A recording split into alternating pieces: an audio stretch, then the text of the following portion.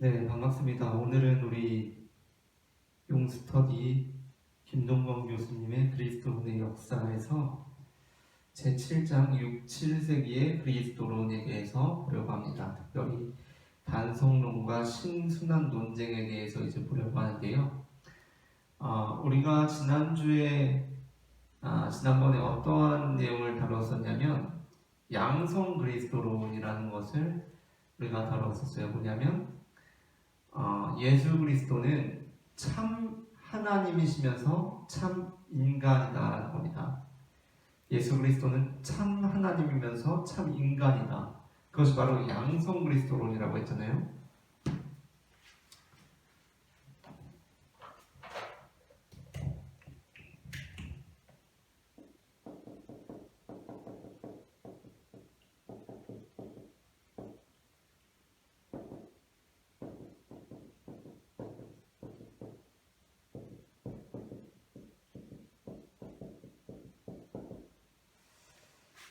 참 하나님이시면서 참 인간이시다라는 이 두 가지 본성, 신성과 인성 해서 이제 양성 그리스도론인데, 우리가 어떻게 이야기를 했었냐면 참 하나님이자 참 인간이라는 것이 과연 가능한 정의냐. 왜냐하면 참 신성과 인성이라는 것은 서로 대립되는 개념이라고 할 수 있는데 이것이 과연 가능하냐라는 질문을 던졌었고, 이에 대해서 다시 한번 양성 그리스도론을 확인해 주는 것이 바로 단성론이라고 할 수가 있겠어요. 그러니까 우리가 양성 그리스도론하고 단성론하고 반대된다고 생각하기가 쉽잖아요. 그렇죠? 단성하고 양성이니까. 그런데 그게 아니라 단성론이라는 것은 양성 그리스도론을 다시 한번 확인하는 과정으로서의 단성론이었다는 겁니다. 그러니까 표현이 조금 다를 뿐이지 다시 한번 이것을 확인해주는 의미로서의 단성론이었다는 것을 우리가 일단 알고 시작을 하면 좋을 것 같아요. 왜 그러냐면 이 단성 그리스도론 역시 양성 그리스도론에서 했던 것을 똑같이 반복하고 있기 때문에 뭐냐면 우리가 양성 그리스도론을 하면서 했던 것이 무엇이냐면 신성과 인성 두 본성 한 위격이라는 것을 우리가 다루었었어요. 우리가 이제 교재를 보게 되면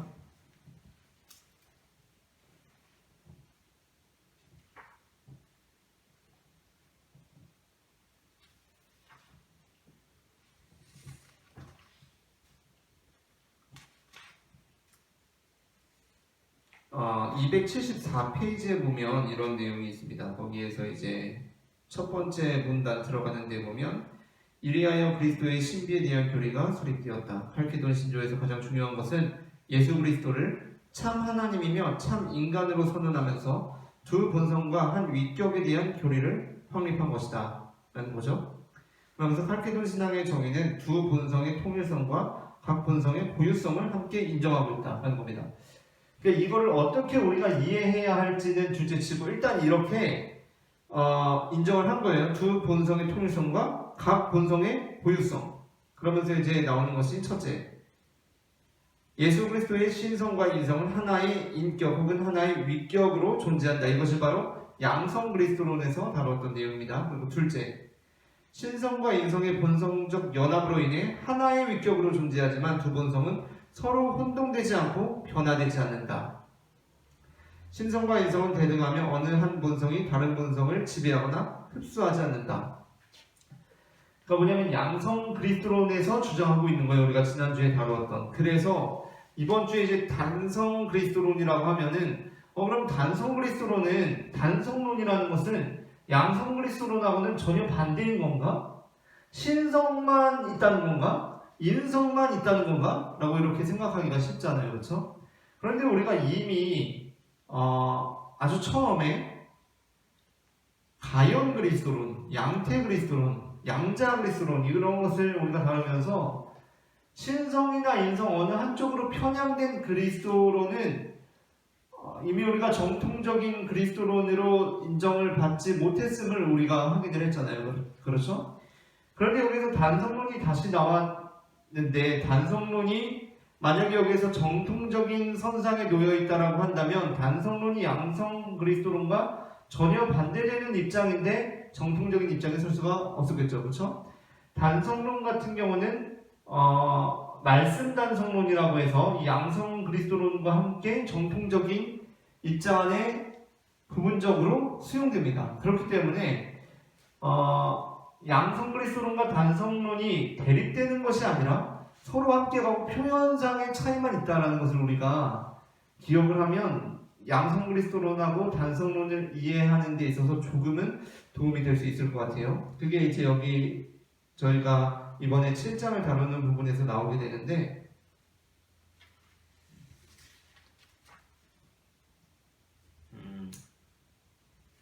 일단 양성론에 대해서 칼케도네이에서 이제 논의가 되었음에도 불구하고 이에 대한 잡음이 계속해서 있었다라는 거, 우리가 그 부분을 기억하면서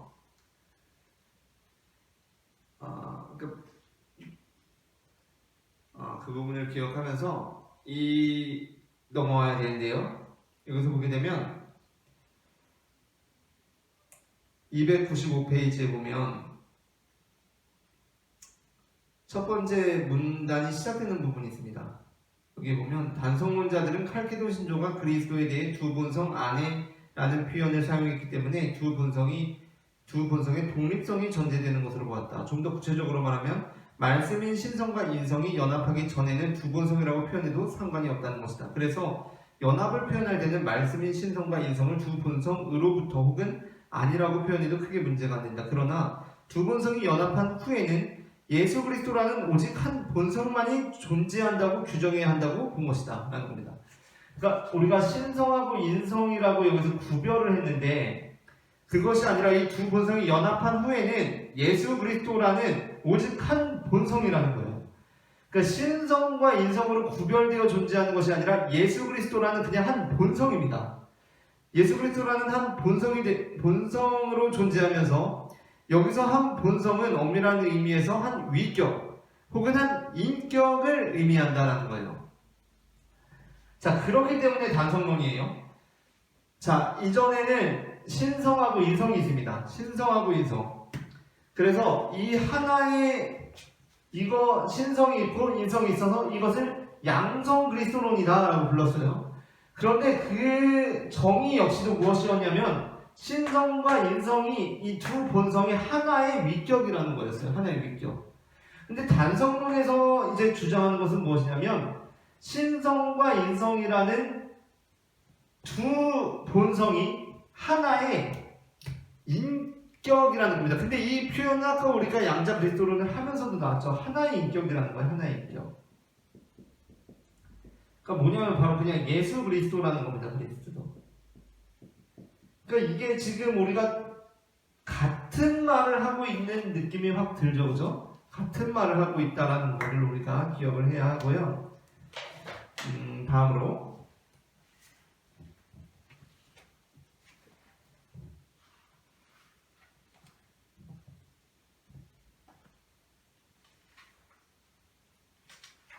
그렇게 같은 말을 하고 있는 거다 라는 거기 때문에 296페이지에 보면 다시 이제 이렇게 똑같이 나옵니다.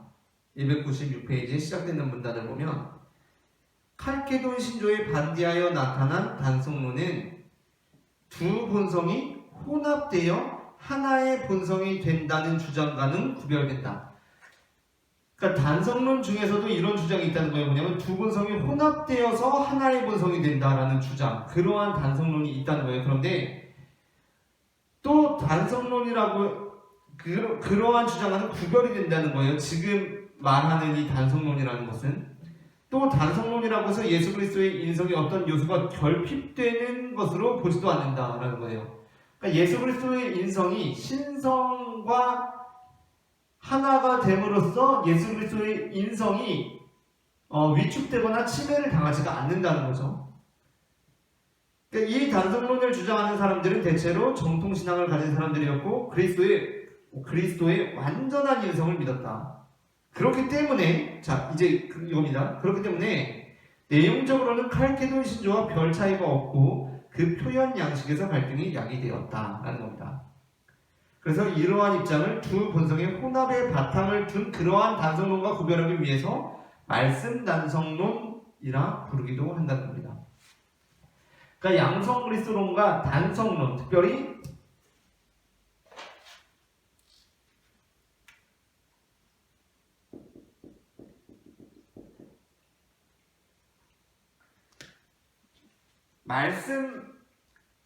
말씀 단성론이라는 것은 서로 대립되는 게 아니라 양성이고 단성이어서 서로 다른 게 아니라 사실은 거의 같다는 겁니다. 거의 같다는 거예요.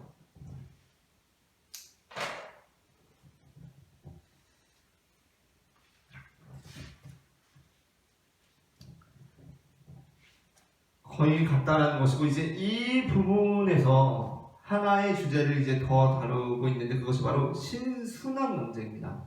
신순환 논쟁.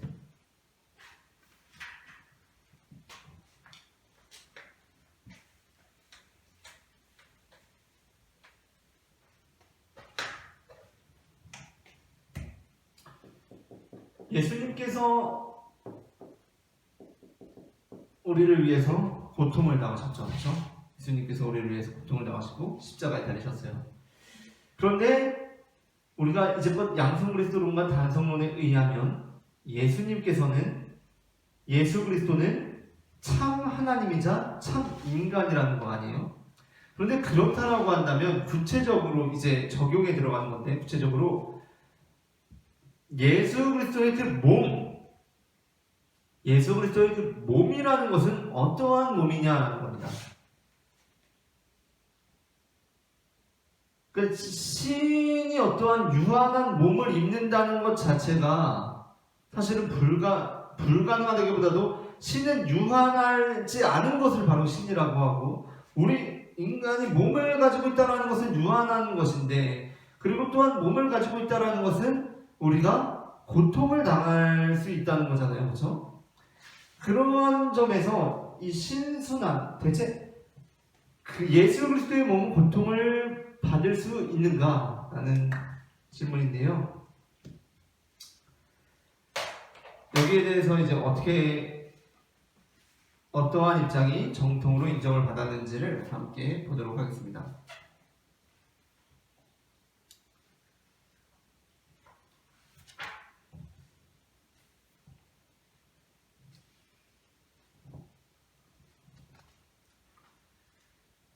아, 300페이지에 보게 되면은 두 가지 주장이 나와요. 300페이지에 보게 되면 두 가지 주장이 나오는데 하나는 세베루스라는 사람의 입장인데 300페이지에 시작되는 문단을 한번 읽어보겠습니다. 신순환 논쟁에 나타난 그리스도의 몸의 부패에 대한 이유를 보면 두 그룹의 단성론자들의 차이가 드러난다. 세베루스는 단성론을 주장했지만 내용적으로 칼케돈의 신조 위에 서 있었다. 그는 양성이 두 위격으로 해석되어 양성의 통일성이 훼손되는 것을 두려워했다. 세베루스의 단성론에는 완전한 인성이 포함되어 있다. 그래서 세베루스는 인성에 따라 그리스도의 몸은 부패할 수 있다고 주장한 것이다. 그러나 그에게도 어려움이 있었는데 그리스도의 몸이 항상 부패하는지 혹은 특정 기간 이후에는 부패하지 않는지에 대한 설명이 쉽지 않았다. 그는 부활 이전에는 부패적이고 그 이후에는 비부패적이라고 결론적으로 주장했다. 반면 극단적 단성론자의 대표인 줄리아는 그리스도의 몸은 본래 썩을 수 없다고 보면서 반대자들을 향해 썩을 것을 예비하는 자라고 비난했다. 그는 예수 그리스도의 육신은 성육신 때부터 비부패적이라고 주장하였다. 예수의 지상생애는 인간적인 변화와 소멸의 법칙에 종속되지 않는다고 보았다.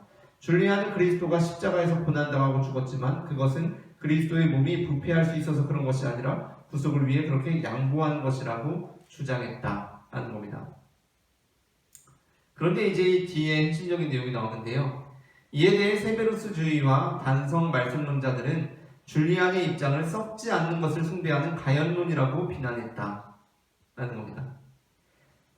그러니까 그리스도의 몸이 고통을 받을 수 있다는 입장과 그리스도의 몸이 고통을 받지 않는다. 그리스도의 몸은 썩느냐 썩지 않느냐, 이 두 가지 주장이 부딪히기 시작했는데, 몸이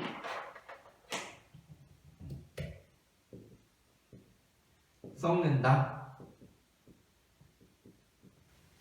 그 다음은 썩지 않는다 라는 것인데, 이 두 주장이 부딪혔는데, 썩지 않는다는 것은 어디로 나갈 위험이 있다? 가연설로 생각될 위험이 있다는 겁니다. 이게 우리가 처음에 가연설을 하면서 사실은 다 다루었던 건데요. 맨 앞에 우리가 가연설을 한번 같이 다시 보자면은,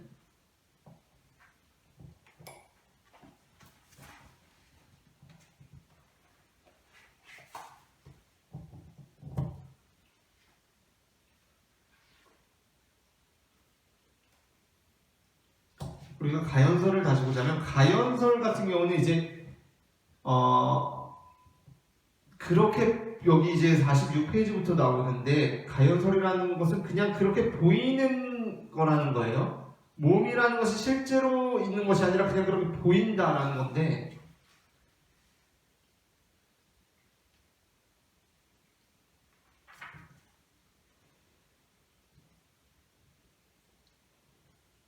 우리가 이제 50페이지의 마지막 문단부터 보게 되면, 여러 형태의 가형 그리스도론에서 그리스도에 대한 해석은 차이가 있어도 기본적인 구조는 동일하다. 예수 그리스도는 인간 예수와 영적 존재의 결합이다. 순환과 십자가의 죽음은 영적 존재와 분리된 예수가 받고 겪은 것이다. 이런 유형이 나오게 된 가장 큰 이유는 영과 물질에 대한 이원론적인 가치 때문이다. 물질은 악한 것이고 구원은 물질로부터 해방되어 영적인 상태로 회귀하는 것을 의미한다. 영주주의적 구원관에서 신이 육체가 된다는 것은 불가능하다. 그러므로 신적인 존재는 영적인 상태에 있으며 인간 예수와 결합을 한다. 여기서 신적 존재는 구원과 영적 말씀을 위해 인간의 형상을 취하지만 참으로 인간이 되지는 않는다라는 겁니다.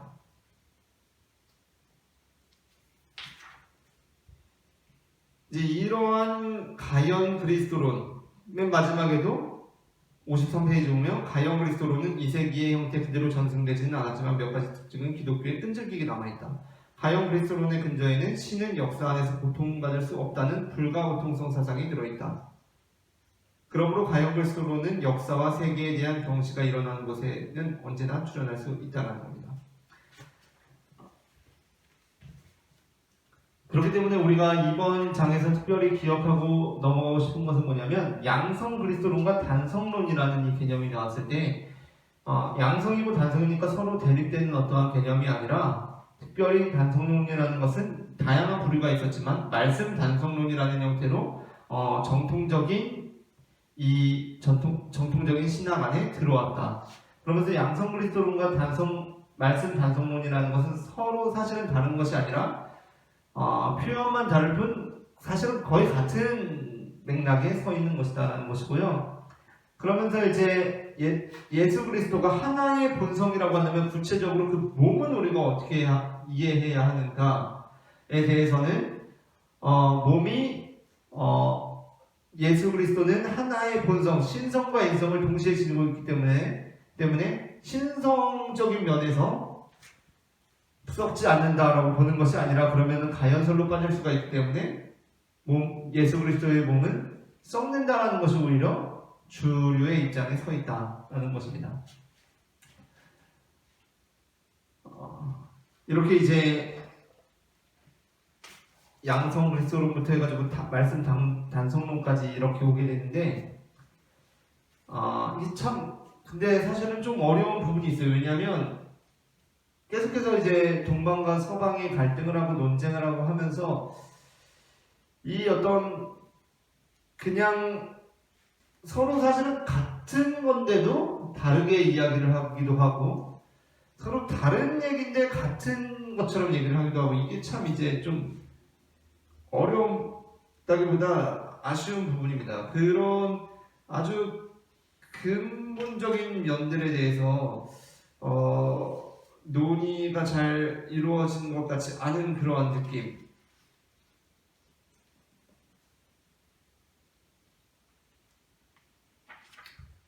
이제 이 마지막 308페이지가 굉장히 중요한데요. 제가 그래서 이 부분을 읽어보고 오늘 마치려고 합니다. 6, 7세기의 그리스도론 논쟁들은 단성론, 신순환설, 그리고 단위론을 통해 그리스도론에 사용되는 개념이 분명해졌다. 특히 위격과 본성의 관계, 인성의 성격, 본성과 인성의 관계 등을 명확히 한 것은 의미가 있는 일이다. 그리스도론 논쟁에서 사용된 용어가 혼란을 빚게 된 것에는 여러 가지 원인이 있다. 먼저는 그리스도론에 공통적으로 사용할 용어가 없기 때문에 신학자들마다 용어의 차이가 있었다. 게다가 같은 용어라도 서방과 동방이 다른 의미로 받아들이기도 하였다. 또 동방교회는 신학과 철학이 밀접하게 연관되어 있어서 용어가 구별 없이 사용되는 경우가 많았다. 어떤 용어가 철학에서 사용되다가 신학에 사용될 때 의미의 변화가 생기곤 했는데 이런 경우에 기존의 의미로 받아들이는 사람들 사이에서 혼란이 하게 되었다. 하지만 그리스도론 논쟁이 치열하게 진행되면서 처음에는 다의적으로 사용되던 개념들이 점차 이리적인 개념으로 정리되었다. 예를 들면 본성이 처음에는 위격이나 품격과 혼란스럽게 사용되었으나 점차 구별되었다. 이리하여 순수 교리적 그리스도론은 제6차 공유회에 이르는 긴 과정을 거쳐 마무리된다. 그 중에서 가장 중요한 정리는 그리스도론의 두 주요 주제를 확정지은 것이다. 우리가 지난번에 다룬 것처럼 전자는 성부와 동일 본질을 확정한 니케아 콘스탄티노플에서 삼위일체론적 논의가 확정되고 후자는 칼케돈 콘스탄티노플에서 양성론에 대한 논의가 확정되었다. 그 후 지금까지 그리스도론에 대한 논의는 계속되지만 정통주의 교회에서는 대체로 두 결론을 벗어나지 않으며 진행되었다라는 겁니다. 그래서 이제 이거를 첫 번째 니케아 공의회 같은 경우는 이제 삼위일체론이라고 과연 유일신 하나님을 믿는 이 유대의 유일신 사상 안에서 예수 그리스도가 하나님이라고 할 때 그 유일신 하나님과 예수 그리스도 하나님 기독교 입장에서는 성부 하나님과 성자 하나님을 어떻게 융합시킬 것이냐, 어떻게 조화를 이룰 것이냐 라는 질문에 대한 해답으로서 이제 삼위일체론이 정립되어 가신 것이고, 그 다음에 이제 칼케돈 공유회에 이를 때에는 어떠한 문제죠? 그래, 예수님이 성자 하나님이라고 할 때 그런 삼위일체론적인 맥락 안에서 있다고 한다면, 그런데 예수님은 인간인데 어떻게 인간이 하나님일 수 있느냐, 이 양자 그리스도론이 정립되어 갔다라는 부분으로 정리를 해보면 되겠습니다. 오늘은 여기까지 하고요. 다음 주에 또 뵙도록 하겠습니다. 감사합니다.